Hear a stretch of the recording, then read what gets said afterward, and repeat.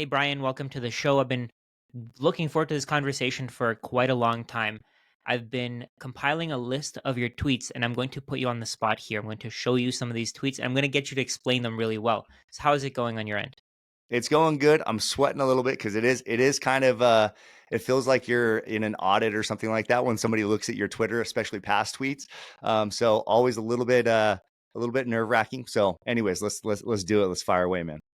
Oh, you're good. I think you've explained them in your book, so I think you'll do fine. Okay, let me share the first one here. I think this one is really relevant to today because we're currently in a 10 to 15% drawdown. So you said 10 to 15% drawdowns are part of every Bitcoin bull market.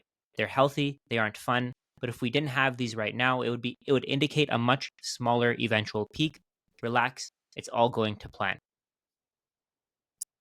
Yeah, and I mean, here we are, over a year past when I wrote that tweet, and there's going to be times today when that applies. There's going to be times next year. There's going to be times 5 years from now when this applies. I Yeah. think it's really important for Bitcoiners to understand this, and that this is the most healthy type of growth. Actually, one of the things we were talking about before when we were off air was the wildfires that are going on in California right now. The reason why the wildfires get so bad here in California, I'm sure there's actually a bunch of reasons, but it's one of the main reasons is because our forest management, our land management in California, the policies are actually pretty bad, and so we're not able to trim back the wildlife, and so the wildlife grows like crazy, and so when the fire finally comes along, it wipes everything out. And so that's kind of the same thing with markets is when you let things run wild and there's no trimming, there's no pruning of the market with 10 to 15% drawdowns, 40% drawdowns, even those types of things are okay because who's getting flushed out in those? It's not you and me. It's consolidating Bitcoin sats from the hands of the impatient to the patient. Just like the old adage of investing goes, is the market is just a vehicle for transferring wealth from the impatient to the patient. And so if you can withstand those 10 to 15% drawdowns, you will come out on the other side better off. And we always have this gratification bias when we're at the top of the market. Everybody thinks it, but especially the people who didn't live through these moments, they have this mounting sense within them of, man, I should have bought at this price. Oh, you know what? I was looking at Bitcoin when it was 108, and then I saw it go down to 92. I should have bought at 92. I just thought it was going to go down to 82 or 72. So people have these weird ideas in their head, and they get kind of nervous, especially towards the bottom of the market. It's more comfortable to buy at the top, but that's not where the alpha is made. And so if we can continue to, I think this is part of the Bitcoin social layer that we talk about a lot, is the accountability factor of Bitcoiners holding one another accountable. That's why being on X, on these, on Noster, on Orange Pill app, being around other Bitcoiners is really helpful, because on those dark days, and 10 to 15% drawdowns aren't dark days, they're just kind of not fun days. But when you go on Bitcoin Twitter and you see everybody like, nope, stacking today, it gives you a little bit of resolve. And when you go to a meetup, you're not going to find people who are talking about, I got to get out of this. No, when you go to a Bitcoin meetup, you find other people who are like, yeah, I dollar cost average every day this week. And so it's these people that have this common understanding that these drawbacks are healthy. Um, One of the things I like to relate it to as well is Brazilian Jiu-Jitsu. I'm a black belt in Brazilian Jiu-Jitsu. I'm actually in the process later today. We're opening a Brazilian Jiu-Jitsu Brazilian. I can't even say the word, so maybe I'm not a black belt. Brazilian Jiu-Jitsu gym down the street from where I'm at here. So if anybody's in Southern California and wants to come out and train, by all means, come out. We're called Mission Jiu-Jitsu, but one of the things you learn in the jiu-jitsu journey, and I think that this prepared me for Bitcoin, was this idea of volatility. I think in the markets, it's very scary, but in other things, we see it for what it is. And in Brazilian Jiu-Jitsu, when you're learning, you learn very quickly. Like when you're a day one white belt versus a 3-month white belt, a 3-month white belt will absolutely manhandle a day one white belt. There's so much learning that happens in the first 3 months. But after your early progression, you start to have days or weeks where you feel like you're on top of the world, right? Sometimes you're the hammer and sometimes you're the nail. And you just feel like the hammer. You're just, man, I'm getting so good. I'm beating guys that used to beat me. And you feel like, man, I might be the chosen one. I might be the best fighter on earth. And then just a week later, for whatever reason, you're not in the flow state or whatever, and you're losing to guys who you were beating last week. And you feel like, oh, this guy's newer than me, but now he's beating me and I'm losing rounds to him. And so what in reality is the case is that when you're on top of the mountain, you're never quite as good as you think you are. And when you're having those off weeks, you're never quite as bad as you think you are. The truth is you're probably somewhere in the middle. And, it takes about 10 years to get your black belt in Brazilian Jiu-Jitsu.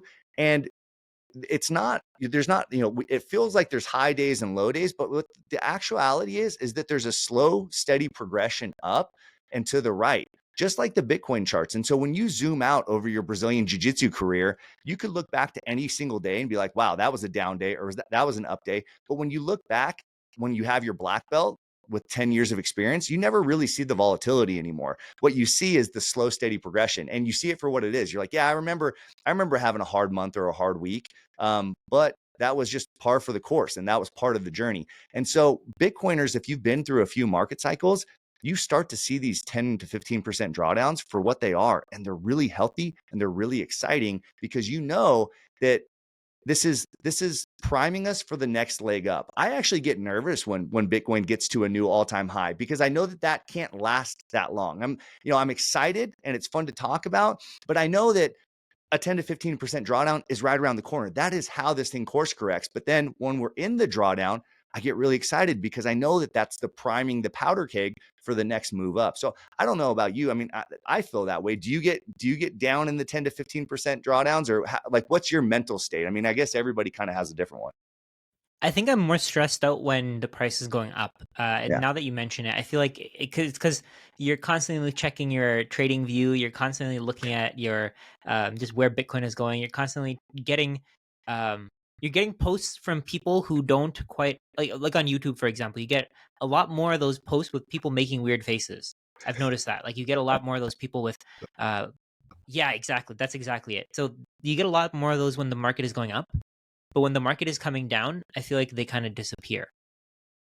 Yeah. Have you noticed that? Yeah. That's an interesting way to kind of quantify it. Like there's probably a sentiment analysis you could do from Yeah. YouTube thumbnails that tells you where the Yeah, yeah, market's yeah. at. Because you hear it's like a newer adage is when you're telling your Uber driver about Bitcoin, that's a good time to be buying in the market. But when your Uber driver is telling you about Bitcoin, that's when you should probably be like laying low a little bit, right? But I think that yours is like a more advanced version of that. It's literally the expressions on thumbnails because yeah, when I see your content pop up in my timeline, I'm like, this is good, consistent content because I see this in down markets, I see this in up markets. But yeah, when I see new faces, it's like, why does this video have 30,000 views? I've never heard of this guy in Bitcoin before. Yeah, some of those personalities kind of bubble to the top. And they were in a completely different lane. Maybe they were in like regular finance, but now they're diving into Bitcoin, or maybe they didn't have any kind of presence before. So yeah, I'm going to look out for that a little bit more. I hadn't really thought of it in terms of YouTube thumbnails. Can you also talk a little bit more? I feel like that was important, but I want to go a little bit further back where you said trimming the branches.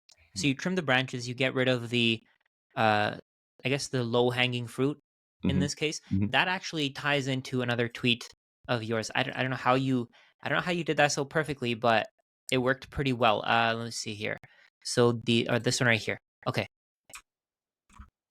this tweet. So it says, "Why is the Bitcoin price not skyrocketing?" I think this ties into what you're saying. You don't get to pick up the apples from the tree until all the apples on the ground have been cleaned up. In other words, you need to clear out the tradable BTC before you get to the coins that actually move the price. It's simple market mechanics. Plebs have been saying slowly then suddenly for no haven't been saying slowly then suddenly for no reason. Don't worry, it's coming. Yeah. I think maybe I just think in tree analogies too much. But no, that's the reality is that the price is moved at the margin, and I'm sure you're the same way as I am. When the price of Bitcoin goes from people got excited, it goes up to 100K, and it then falls back down to 95K or 93K, and then you get texts from people who are kind of newer to Bitcoin. They're like, hey, I get it. I get that the price moves, but why is the price moving? Every time, the price is moving up or down, you're going to get questions of why is the price moving? And I tell them, it's literally the price right now. These small movements are dictated by traders. Long-term movements are dictated by hodlers. And what I mean by that is the we know that the price moves at the margin. The margin means the coins that are on the exchange, and there's only so many of those. And there's also a sentiment amongst traders too, because traders think if if prices are going to be relatively stable for right now, then we should be trading our Bitcoin. If and so that means that there's a lot of Bitcoin that are on the ground. There's a lot of apples that are on the ground in that case. Now, in a market where like say Trump, I don't want to make this not as time applicable content, but we're before Trump has officially put into law or codified, or the U.S. has codified any kind of strategic Bitcoin reserve. That's probably right around the corner, or some effect of it, or some other nations coming out to that effect. Traders will then take their Bitcoin, their apples, off of the ground. They'll actually put them back on the tree if they recognize that the market is moving in a certain direction. And so, think of the Bitcoins that move the prices are always short-term price movements are because of the apples that are on the ground. And there's not many of them, but there's enough Bitcoin on the ground. There's enough apples on the ground that you can move the price by 10 to 15, 20% even, without hodlers getting involved. Now, if people believe, like we talked about a little bit offline, is that money is a faith system. And so if people believe that Bitcoin is worth more than 95,000 or 100,000, that's why the long-term hodlers will dictate the long-term price of it. And you think about it like this. When the price of Bitcoin crashes from 100,000 to 95,000, what is that telling you? Well, if that was basically because of the sale of about 20 or 25,000 Bitcoin to the market, what that's telling you is that about 19.5 million Bitcoin are held in the hands of people who think that Bitcoin's worth a lot more than 95,000. There's only 20,000 Bitcoin that believe the market, or that believe it's worth less than 95,000. That's why they're selling it. The overwhelming amount of Bitcoin, if you're thinking in terms of Bitcoins being sentient, 19.5 million Bitcoin believe the price it should be worth more, and so they will not sell for 95,000. It's really important for people to get into the mindset of why the price is moving in the short term, and it's never a very appealing or sexy answer. It's literally just people trying to make short-term gains. And so once you can get past that idea that the price moved by $5,000 or $6,000 in Bitcoin in a particular day, it's just because somebody was trying to make money off of it. That still means if Bitcoin's not zero today, that means that the vast majority of people believe that Bitcoin is worth more than where it's at today. And it's, again, it comes back to it's just a faith system. And so people believe in Bitcoin, and we're just onboarding more Bitcoiners every single day. There's more Bitcoiners today than there were yesterday. And so if you believe that that trend's going to reverse, then sell your Bitcoin. If you believe that the trend that has been happening for the last 16 years, that there's at least one more Bitcoiner or two more Bitcoiners every day than there were the day before, then you should probably buy and hold a little bit more Bitcoin, because the way that this thing is trending seems to be unidirectional. It doesn't seem to be going back and forth. People think that Bitcoin adoption is going back and forth because the price fluctuates. That is not the case. That is, again, purely dictated by short-term traders. Short-term traders are not who are holding Bitcoin. Bitcoin is generational wealth, and to secure it, you need to make sure that you take self-custody. Most of you still haven't taken self-custody, and you're taking a serious amount of risk by leaving your Bitcoin on an exchange. Don't be one of those people who lost all of their Bitcoin by leaving it on an exchange that went bankrupt.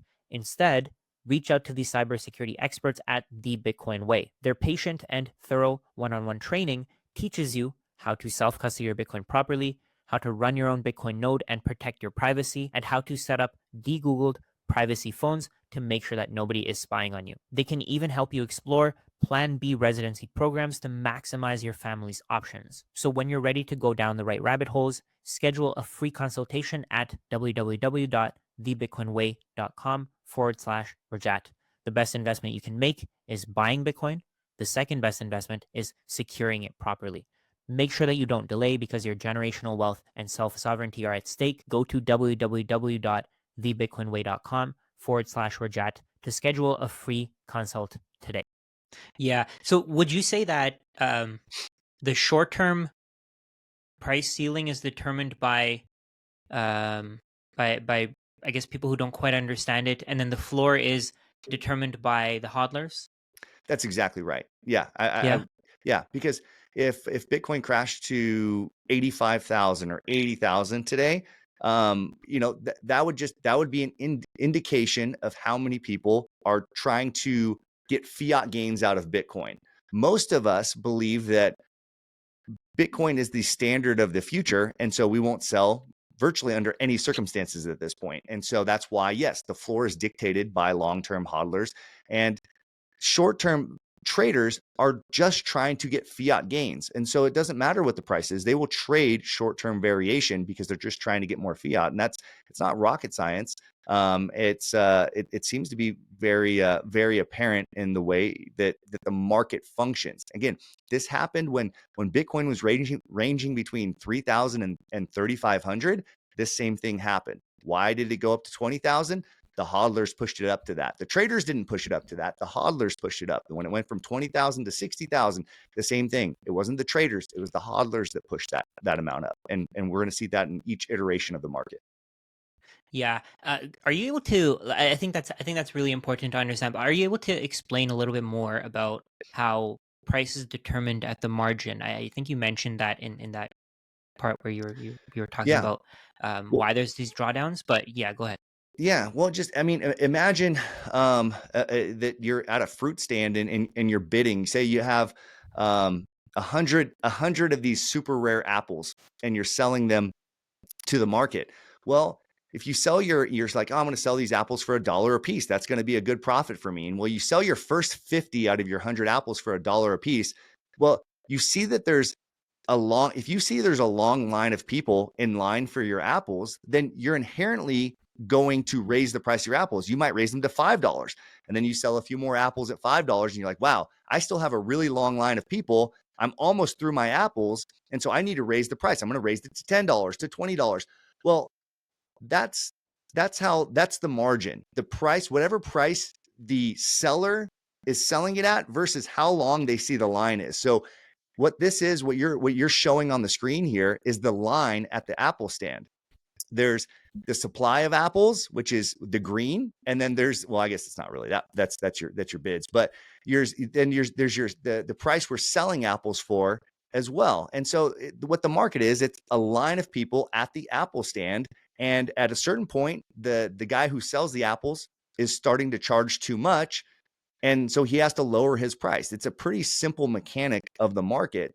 And if he sees a longer line, then he sells them for a higher price. If he sees a shorter line, or if nobody's in line anymore, then he has to lower his price to get people back in line. That's what the margin is. It's just there's this giant wall of Bitcoin, and the only Bitcoin that are moving the price today are where the green and the red lines meet. So there's a bunch of demand on one side of that equation. There's a bunch of supply on the other side of that equation. But where those two lines meet is the margin. So this is the supply. This is the demand. Correct? Correct. Yeah. So and then you can see here, this is actually pretty interesting. You can see right where the market price is. So we can see the market price here, and we can see how much Bitcoin is actually available at that price. Pretty interesting, because you can see how thin that margin is.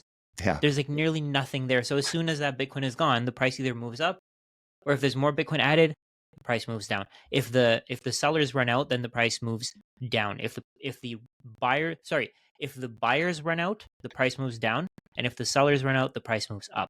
Mm-hmm. I actually I like talking about this one concept. Bitcoin is going to run out at every price, and I think it really ties in to this tweet here. Let me share this last one. I only have 3 that I want to share in this one, and then we can just talk about anything. But I think that ties in with this really well. So in terms of scarcity, owning 1 BTC is the equivalent of owning 1,714 acres of land, which to me is just insane. And the amount of land that you have there, that's huge. Can you go into this one a little bit more?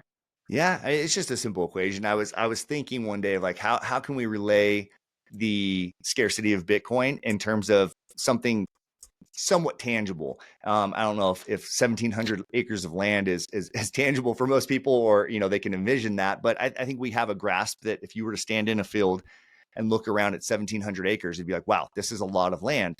It's a simple equation of you take all the acres of land in the world and then divide them by 21 million. And so if you did that equation, then you would come up with 14 acres of land. It really puts into perspective how significant a portion of wealth one entire Bitcoin is. And so you can scale that down, though, because I think there's I was watching one of your recent episodes where the gentleman was talking about getting to 1 Bitcoin, and I think, I mean, shoot, if you can get to 1 Bitcoin, go for it. But I know a lot of our viewers are maybe not in a position where they can do that. And so you scale that down. What is zero point 0.1 Bitcoin? Well, that would be 170 acres of land. What is 0.01? That was 17 acres of land, right? And so, yeah, you can have significant amounts of wealth relative to the world. So that you could say that the world is priced in land, right? Land is valuable virtually everywhere. Now, of course, there's land in the middle of the desert that's less valuable. There's land in Malibu that's more valuable. So we're not taking that into consideration. But with Bitcoin, they're fungible. So yes, they actually are interchangeable in terms of value. But hopefully that puts into perspective, and hopefully gives a little bit of determination for somebody who's at 0.05 Bitcoin. They recognize that they're not too far off from a goal of 0.1 Bitcoin that will be substantial for them and their family. I think putting a quantifiable goal in place is really, really noble. I think it's a really good way to do it. It's like that adage, you shoot for the stars because you might land on the moon, or you shoot for the moon and you might land amongst the stars, or however it goes. If you try to get to 0.1 Bitcoin and you only get to 0.8 Bitcoin, well, guess what? 0.8 Bitcoin's still going to be pretty dang good. And everybody's going to want it. If you went to any market anywhere in the world and you owned 1,714 acres of land, you could find a buyer at any time, because land will always have value. Why does it always have value? Because we're not making any more of it. Yes, we build it up, but as population grows, land is just going to become the supply, or excuse me, the demand side for land is going to go up. Same thing is true for money. As goods and services, as more wealth, as AI comes online and more wealth is generated in our economies, there's going to be more demand for money. If you hold a bigger portion of that money supply and that money supply is fixed, your share of the company, or your share of the economy in this case, cannot be diluted. And it's a pretty powerful, revolutionary tool that no man has ever had in history until now. Gold was the closest thing we had, but that was even getting diluted, and for the most part was inaccessible to the average pleb like you and I. I think it's so important, the social layer in explaining this to people, because I wouldn't have looked at it this way if I hadn't. I think I wouldn't even have really cared about the scarcity part, because if something doesn't have demand, then scarcity is irrelevant. When you have all these people talking about Bitcoin, all these people explaining what Bitcoin is, it shows you that there is demand for this thing. And of course, with the app that you have, there's a lot of people that are there are a lot of people that are connecting all around the world.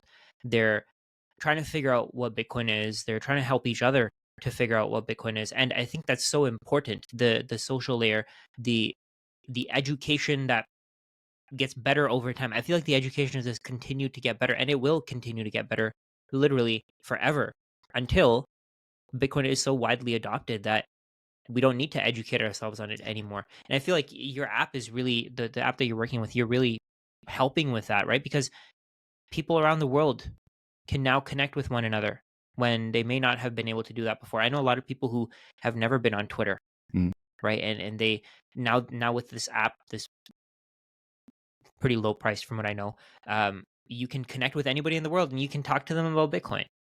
Yeah. Well, and I think that's, I've written books on Bitcoin and trying to educate people and that sort of thing. And at the end of the day, I always I always sell myself short. People are like, well, what's the best way to learn, or what's the best way to teach somebody about Bitcoin? I say, if you're with them in person, you just tell them to download one of the free Lightning wallets and then send them 1,000 sats. Like, you will instantly orange pill somebody if you're face to face with them and you show them that process. You will have orange pilled them. They will now become one. They will hold some Bitcoin. And so they're no longer the other, right? Before you hold Bitcoin, there's kind of this us versus them type of thing. But once you've kind of almost baptized them into Bitcoin, like you forced Bitcoin upon them. They're now a holder of Bitcoin. But it's almost like they were invited into the cool club, and there was no cost of admission. You send them 1,000 sats.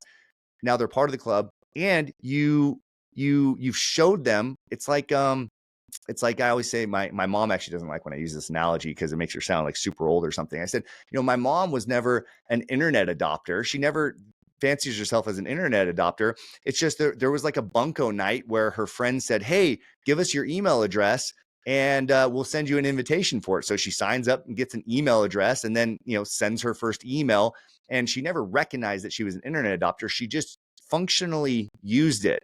And so when people see Bitcoin being functionally used, there's this lightning of, I guess pun intended, there's this light bulb that goes off of understanding of, oh, I get what this is because I've seen it at work.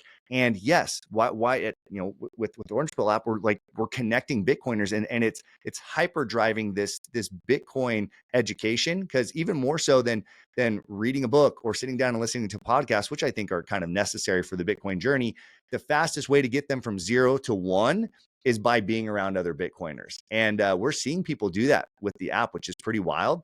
And we thought it was going to be only seasoned Bitcoiners that were signing up for this because they wanted to connect with other seasoned Bitcoiners. There's people who are signing up for the app to try and find Bitcoiners who will teach them about Bitcoin. We didn't envision that at all, but it's really cool to see that it's almost a tool for bringing on new Bitcoiners, which we didn't envision that. Yeah, and then I feel like okay, so that's important. I think all of that is really important. But I think if we go back to that concept where there's only a certain amount of Bitcoin, Mm. This might actually scare some people to think that they don't need to adopt a Bitcoin for Bitcoin to go to $1 million, 10 million, $100 million. If even if the way that I think of it, even if 99% of the world doesn't adopt Bitcoin, even if just the people who understand Bitcoin today keep buying, it's probably going to just keep going up. So I think, that's not really meant to tell you that, oh, you're too late or you shouldn't buy it. That's to tell you that this train is leaving with or without you. Mm-hmm. And that's so important. And I feel like that social layer is what really gets people to think. Like for me, for example, I don't think I would have touched Bitcoin unless somebody had posted about the Bitcoin standard on Instagram. And that's the social layer right there. Mm-hmm. And how many people have I orange pilled? I think I've probably orange pilled at least 10, 15,000 people. Yeah. Right? And over time, that number is just going to keep compounding until we get to a point where this thing is everything. Yeah.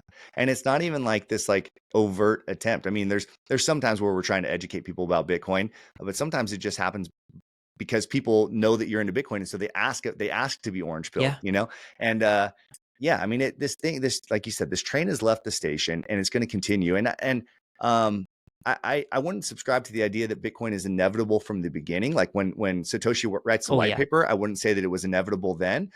But we're at a point where, again, in this faith system, we're seeing this, what I would call this like Constantine moment for Bitcoin. So for anybody who's familiar with Roman Catholicism, Christianity, and its early history, well, the early church was this kind of decentralized underground movement. It was heavily oppressed. The number one oppressor of early Christianity was the Roman government, were Roman emperors. Marcus Aurelius, which I'm reading his book. I'm a Christian, but I'm reading Marcus Aurelius's book Meditations, and he was one of the biggest oppressors of Christians. Christians were like killed in the Colosseum under this guy. So it's fascinating to read his thoughts and his insights. But you go just a couple of generations later, a couple hundred years after him, and then you get to Constantine, where you go from, and you can make this correlation, to Bitcoin and then like the US government, or Bitcoin and the Chinese government, right? And then, they're the number one oppressors of Bitcoin, just like Rome was the number one oppressor of Christianity. And then you get this guy Constantine, who who legalizes Christianity and then becomes a apparently becomes a Christian himself. So kind of perpetuates Christianity. And that's kind of what we're seeing with these nation states. The nation states are going from being the oppressors of Bitcoin and putting wind at the face of Bitcoin and its growth, and Bitcoin grew nonetheless. And now you're getting the nation state saying, well, we can't tamp this thing down, so we might as well get behind it. And so Bitcoin spent the first 16 years of its life with headwinds. What is it going to do with the tailwinds of governments pushing it? Now, the uninitiated will say, well, why would you want governments pushing it? Because they can change it. No, they can't change it. That's the beautiful thing about it, is we're going to get pro-Bitcoin regulation and all that kind of stuff, but they cannot fundamentally change Bitcoin. It's the best of both worlds. It's a censorship immutable tool that we have, and yet the governments are forced to get behind it. And yeah, for anybody that says, that they doubt the future of Bitcoin, it's unfortunate for them. They're like failing to see something because of some innate bias that they have against change. But every generation sees that. That's why we have terms like Luddites. We have people who historically resented change, and they pushed back against progress. And so every generation has a tale of people who failed to capture the wave of innovation and to ride it. And there's pockets of adoption within Bitcoin that we're not even touching yet. One of the things I like to talk about a lot on my YouTube channel is we talk about little things. What are the reasons why you're still not late to Bitcoin though? Like, you're kind of late in some sense, but what are the untapped pockets in Bitcoin? And I talk about merchants because I'm in one of my wellness studios. We have a little chain of wellness studios where we do cold plunge and saunas and all that kind of stuff. They're called Salt and Light. If you're ever in SoCal, drop by. Nice. But as a merchant, we accept Bitcoin. We won't get a lot of Bitcoin payments, but I vastly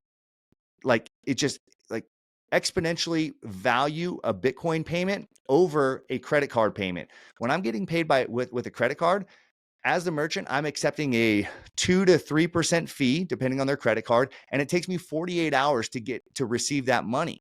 The vast majority of people don't understand that businesses, the cash flow for businesses, it's like 80,000 times faster to accept a Lightning payment than to accept a Visa or a MasterCard payment. It's about 100 times cheaper to accept a Lightning payment versus a Visa or MasterCard payment. So my businesses would save about $50,000 a year, and we would get our funds 80,000 times faster. So basically 2 days faster than we would if we were able to switch over to Bitcoin entirely. Now, the world doesn't understand how big that would be. I mean, for me, that's $50,000 is a lot of money. You talk about Walmart, one of the biggest retailers in the world. If they were to adopt Bitcoin, they would be saving billions of dollars a year in credit card fees, in merchant service fees, and they'd be getting their cash 48 hours faster. So you're talking about them getting $6 billion a day faster every single day for their cash flow purposes. I mean, when you talk about money at that scale, waiting to receive $6 billion means somebody's making a lot of money off of the float of the interest of that. And so that's an untapped market. Bitcoin as a medium of exchange is something that the world's not even talking about yet. And so, yeah, we're late to Bitcoin in terms of store of value phase, but if you think about money and how money is adopted, you have like the tchotchke novelty phase, then you have the store of value phase, then you have the medium of exchange, and then you have the unit of account phase. Well, we're in the store of value phase. I think the people who benefit most greatly from any kind of innovation are the people who look to the next phase. And so I think the real alpha in Bitcoin is for those who are looking at what is the market in Bitcoin going to be like when we're not just a store of value, but when it starts to get used in commerce. You're talking about orders of magnitude more demand for Bitcoin, and 99% of the world, 99% of Bitcoiners, I don't even think have wrapped their heads around that. Yeah, the things that you said about Bitcoin being used as a store of value. First of all, the fee difference. Secondly, you get the money faster. I have a feeling that that's actually what's going to usher in a new level of adoption, and people are just going to keep Bitcoin on Lightning. A lot of people say, "Oh, Bitcoin's Lightning's broken," but you can keep a small amount of Bitcoin on Lightning, and you can pay your merchants with it, and that saves you a ton in fees. It's also going to give people an easier way to get paid. So let's say, for example, if you work a job, you get paid in Lightning, you can get paid at the end of the day. Yeah. right? Every single day you can get paid instead of having to wait for your check to clear, for your company to go with their 2 weeks of payments, whatever. They could automate all of that, right? I mean, I feel like that's probably the next step where Bitcoin actually becomes that medium of exchange. Right now, I think most people are struggling with it even as a unit of account, but over time, as their favorite merchants want Bitcoin, as their employer starts paying them in Bitcoin. I don't think employers are going to do it intentionally. I think they're going to be forced into it. But Mm. as that happens, I think that adoption is going to increase massively. It's going to just outpace everything. Well, yeah, and there's entire businesses. One of the fundamental things about Bitcoin was that it person to person transactions remove middlemen. Like what makes Bitcoin Mhm. so special in terms of payment is that if I want to send Rajat a payment, it's literally me and you. There's no third party. When we send any other kind of payment, it's like at least 5 parties involved, right? You have your bank, you have to give approval. There's like the payment wire, ACH house, then there's my bank that receives it, and then I'm actually then receiving the funds. So there's always like 5 parties involved. When people realize that, okay, so for direct payments we've removed third parties, but then like you said, for payroll purposes there's extra third parties involved. So for my payroll service for my companies, they make sure that we have to file our payroll at least 2 to 3 days before our employees get paid. These businesses have made their entire business model off of that float. The float means you pay them money before they pay the money out, and they have these investment funds that invest that money for 48 hours, and they make billions of dollars a year off of being able to hold my money for just a couple of days before I pay my employees. If I don't pay them within 48 hours before payroll is due, they charge me an extra fee. Then that's how they make their money, right? So these entire industries are built off of slow, antiquated payment systems. And so I pay more and I pay faster to have to pay my employees, and there's a middleman that gets to profit from that. I don't get to profit off of holding that money. But like you said, if employees get paid at the end of the day, then they're getting paid faster. I'm not having to pay in advance to a payroll company or pay these additional fees to an outside party. I can just have lightning payments set up to cash out my employees at the end of the day. That's a win-win, except for third party merchant fees and third party payroll providers and things like that. Now, not to say that those businesses are inherently bad or evil, but they're just right now, they're the way the system functions now, and that's great. They've got us to where we are. We don't need them anymore, and Bitcoin is going to solve a lot of these problems. And coming back to that idea that most people have not even considered these things, there's more utility for Bitcoin than most Bitcoiners realize. And that's what makes it really exciting, is that there's layers to how Bitcoin is going to improve the world. And we're going to see it incrementally or by sheer force. Like you said, some employers are just going to be forced to pay their employees in Bitcoin. And, Honey Badger don't care. And Bitcoin's just going to make it happen. That's it. That's really it. I have a question that I ask all of my audience, all of my guests, and the question is, what do you think is the most important downstream effect of Bitcoin?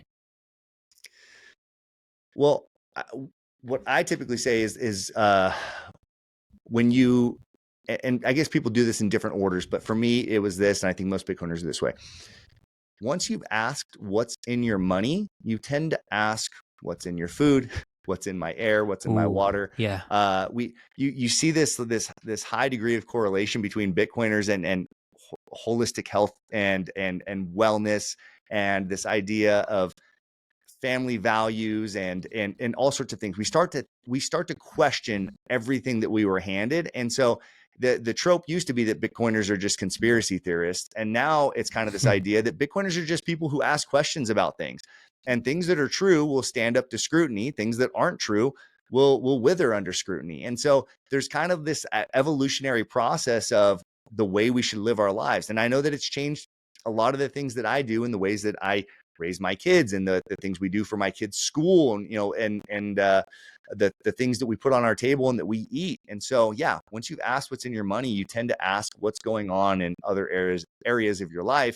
And that also crosses over, because now the farms, I don't buy hamburger meat from my local grocery store, because it's this like highly processed just really like it's very, very unhealthy stuff. And so what's happened is, in order for me to go find healthier foods and venturing out into that takes a little bit of work, but I find these farms that are these small family farms. And guess what? A lot of those guys take Bitcoin. And so that was like an unintentional consequence, which, like, Bitcoin was the starting point, caused me to do something completely different that wasn't Bitcoin related, but then it pairs you with other people who are in that same vein, who are then, it brings it back to Bitcoin. So yeah, it's like a second or third order effect of Bitcoin, but then it somehow brings you back to more, of that Bitcoin social layer we were talking about. So so I think you basically named two things there. Um, Number one, the money doesn't get stolen from all these payment processors we were talking about before. When you go to a farmer and you just pay them with Lightning, they don't have to pay those fees. Mhm. Number two, the money just keeps its value over time. It doesn't get devalued. So the people who are actually offering you these services can offer you better and better products and services over time. Actually, there's a third one there. People start focusing on their health. I think that's Mhm. really important. That's really important because, of course, people who are mm, Bitcoiners, they want to live longer. They want to be able to enjoy the future that they have imagined. And I think a lot of people have a lot of people have basically, they see the future and it seems so abstract today, and they want to see it come to reality. Mhm. Right? Would Absolutely. you? That's 100% accurate. And I think that Bitcoin empowers the individualist mindset as well. Why are so many Bitcoiners individualists rather than collectivists? I'm a collectivist in my home. I'm a collectivist in my local community, in the sense of, but I'm in more terms of macro politics, I'm an individualist and individual rights. Why do most Bitcoiners kind of fall on that end of the spectrum? It's because when you are financially, you have a bit of a resource in terms of your money. You're anti-fragile in terms of your health. You're anti-fragile in terms of your family dynamics. Um, you're When you're strong individually, you don't need the collective to protect you, right? And so when people are sick, when their money's broken and prices are skyrocketing and they can't help themselves, they have no other option, at least they perceive they have no other option, than to beg the collective to help them. And that's how you perpetuate socialism, and you perpetuate these social programs that make people perpetually uh, enslaved to poverty. They get in these cycles where they can't get out. And so I think that's the beautiful thing about Bitcoin, is kind of unlocked this thing in our generation of, hey, be financially independent, be strong. And guess what? That's going to carry over into other areas of your life, because if you don't want to be dependent on the state, you don't want to be dependent on big government, and you want to break free of that, well, hey, there's an avenue to do that. And so I believe that's the beautiful thing, is talking about second order effects of Bitcoin. I think it empowers the individual. And that's why I kind of think there's a brighter future on the horizon, as more people wake up to that. It's like Bitcoin. I mean, we might not even talk about Bitcoin as the thing. I think Bitcoin's going to be one part of this larger conversation of individual freedom. And history will look back of, like, yes, Bitcoin was the money that helped usher in this era of individualism and individual empowerment. But people will talk about many different areas of life, and Bitcoin will just happen to be the money that the individualists used. I was thinking about this one concept while you were talking about that. Do you think that fiat currencies are used to get people to be more reliant on the system? I mean, I don't see how they're not. I mean, they're either designed to be that way, or that's just the way that they are. So, I mean, whether it's intentional or not, I don't know. I don't claim to know the motives of the powers that be. Now, if I were the powers that be and I wanted to keep my system going, then yeah, I would probably design money that does that. And so, Yeah. yeah, I mean, I think that you could say that this is intentional.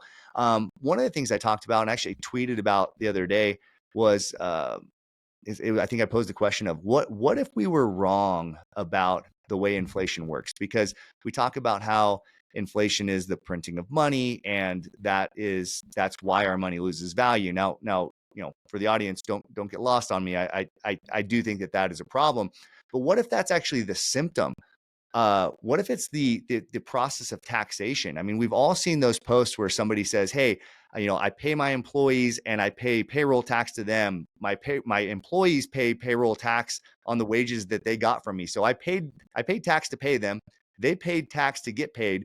When they go to the store, they pay sales tax. When they pay their mortgage, they pay property tax. When they do this, and when you go down the line of all the times that your dollar is taxed, every time tax happens, it's siphoning off value from the free market into the hands of the government. And so perhaps that's the reason why the perpetual tax, the cyclical tax that we have, perhaps that's the reason why our dollar loses value. And we've also seen that chart, right? Of in 1913, when the Federal Reserve starts, you have the value of the dollar goes down by 99% or 98%. That also kind of coincides with when we started to do payroll taxes and things like that. This perhaps the value loses, or the dollar loses value because of the perpetual tax, and the money printing is the symptom. And so once the government's basically pulled, thank you, that's the chart right there.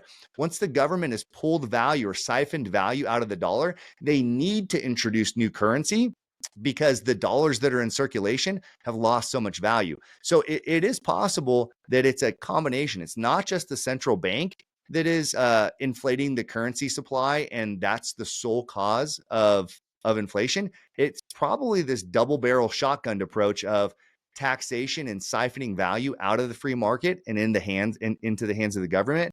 And then the symptom is the printing of more money. That may be accurate. That may not be.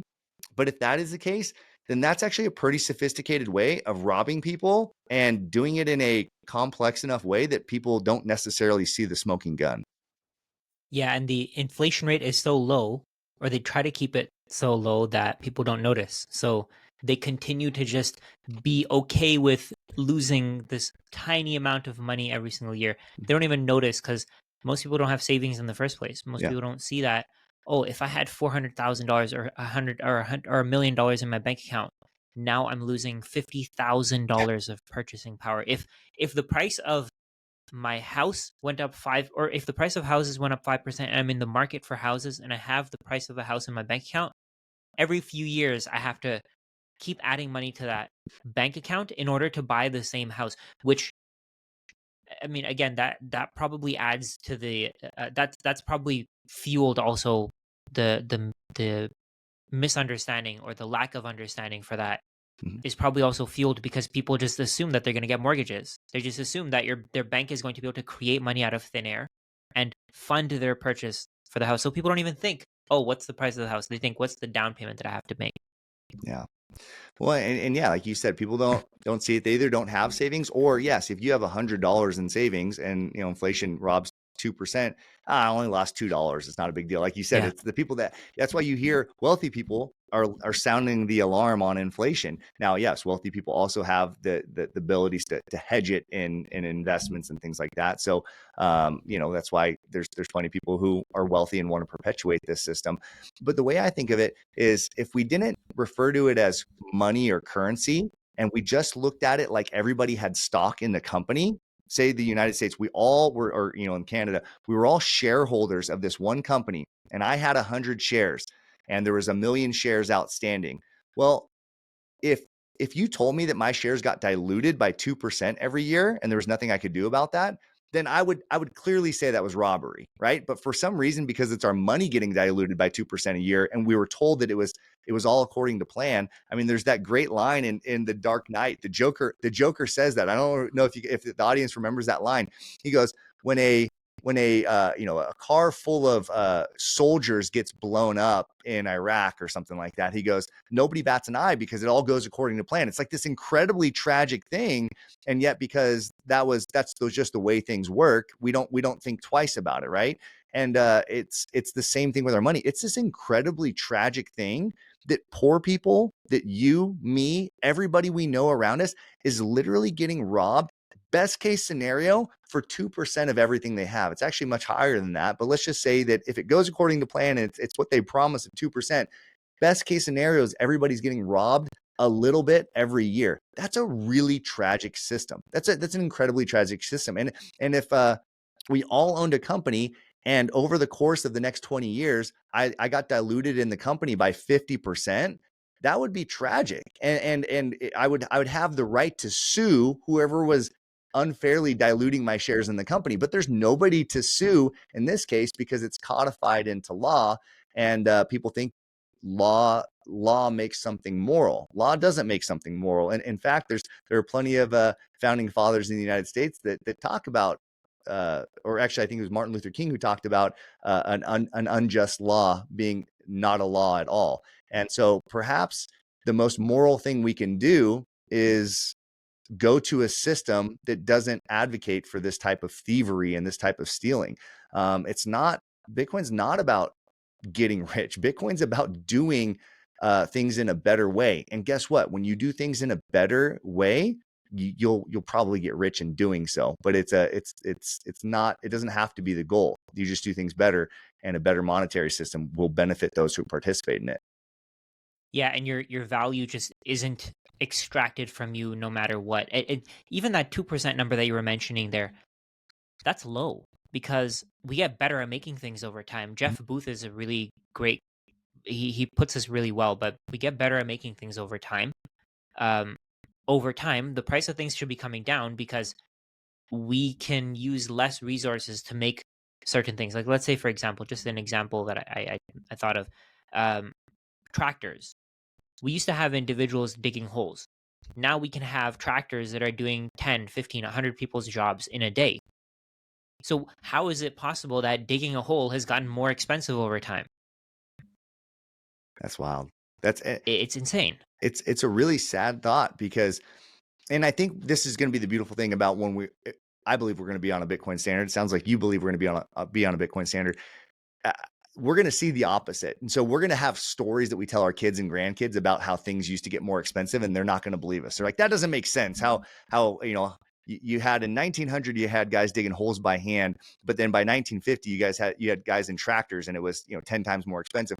They won't believe those stories because on a fixed money standard, yeah, every improvement, if the value of your money is essentially just your call option on the wealth in an economy, that means every time there's an innovation, so AI gets better, machines get better, every time you do more work and you provide more value to the economy, the money that I hold is going to go up in value. Like that's this incredible thing. Everybody will get richer as the economy gets richer. Again, going back to this idea of we all own stock in the same company.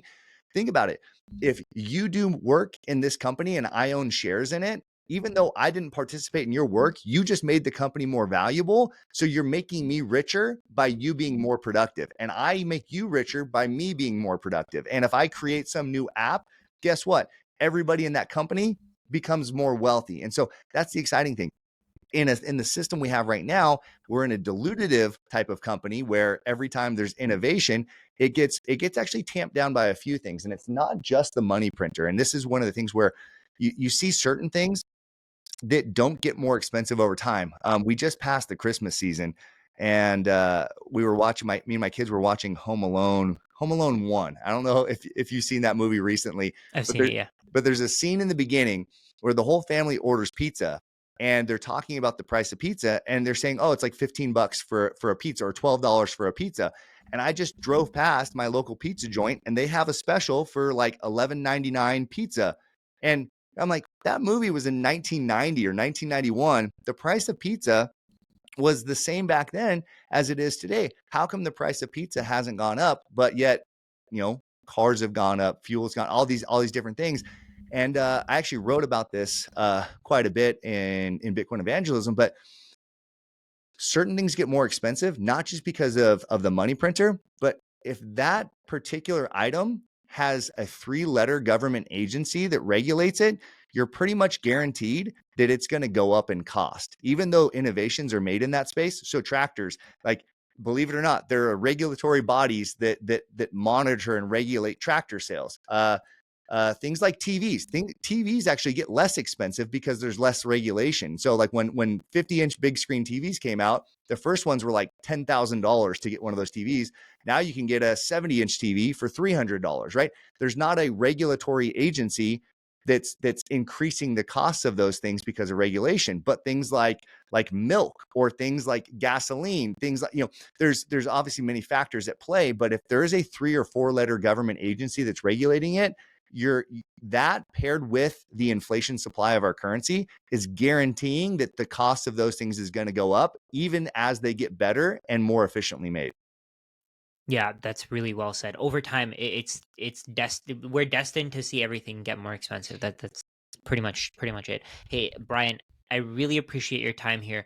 Um, I think we've come to an end. I want you to actually just plug yourself. I want you to tell people where they can find you. Maybe you can talk a little bit about the Orange Pill app. Free time for you to say whatever you want.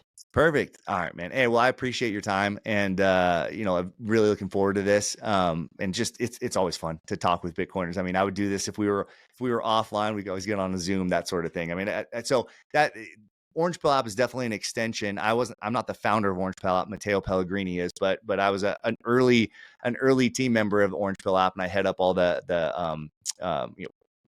all of our marketing. And this is very much an extension of what I like to do. I like to talk to Bitcoiners, and I like to connect with Bitcoiners. And I see the value in that. And we have over 14,000 members that are connecting in real life. And so essentially, people ask, why would I use Orange Pill app when there's other social media out there? And the point of Orange Pill app is not to be social media. You don't go on and scroll and like look what people are posting and that sort of thing. X is for that. That's great. Or Noster's for that.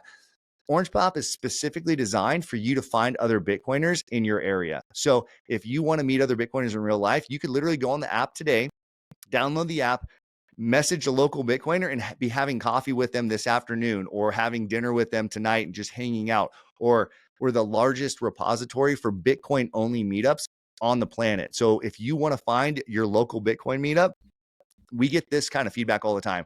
Oh my gosh, I've been a Bitcoiner for 5 years. I didn't know there were any Bitcoiners in my area. I thought I was the only one. I didn't know there was a weekly meetup in my area. And now all of a sudden I found it because they never posted this meetup anywhere except for Orange Pill app. And so these people finally found it. So we're blessed to be a part of this, of connecting Bitcoiners. And I think that's one of the most important things that we can do, like you and I talked about, is the Bitcoin social layer. The more interconnected we are as Bitcoiners, the bigger the opportunity of Bitcoin and the faster that Bitcoin takes over the world. So really happy to be a part of that.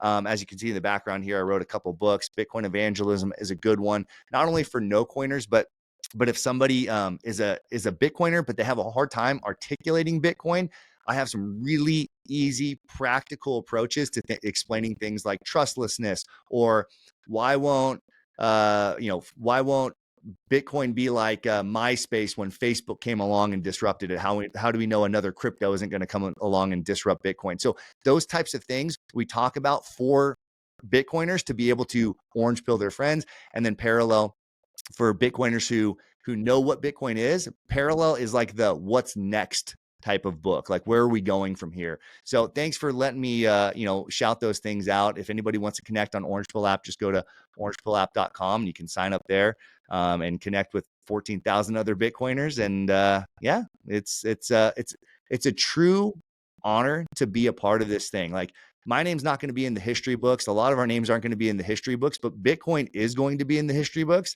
So to be able to tell my grandkids, hey, like grandpa was there when this stuff was happening, I'm really excited about that. And to just play our little part in history is really cool.